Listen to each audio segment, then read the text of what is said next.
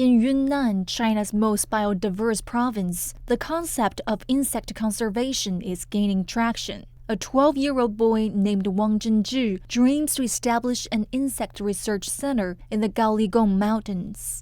这一次我们一共发现了2点翅巨锹、拉叉深深锹、粗油吸金龟，还发现了橙斑白条天牛。继续探寻和发现新的物种和新的昆虫，把我自己的昆虫研究所建立在高丽贡山。Insects are essential sources of energy for many migratory bird species, not only during the breeding seasons, but also during their migratory journeys.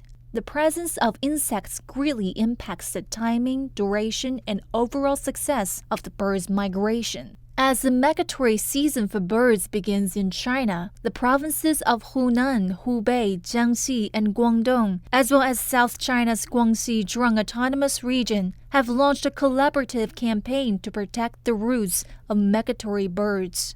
China is home to nearly 1,500 species of birds, more than half of which are migratory. 4 of the world's 9 major migratory bird routes pass through China. In Weishan County, Yunnan Province, the staff of the bird ringing station are monitoring migratory birds to determine the presence of infectious diseases. According to the plan, 400 samples of migratory birds will be collected this year. 我们做1月1边主动预警监测，看迁徙鸟类的身上带着什么病毒，是否会传染给人类，早发现、早识别、早解析、早预警。 Over the years, China has continuously strengthened the protection of endangered birds and their habitats. By 2030, China aims to effectively protect 90% of the key habitats of migratory bird flyways and form a complete national network for the protection of the flyways. 高一鸣 CGTN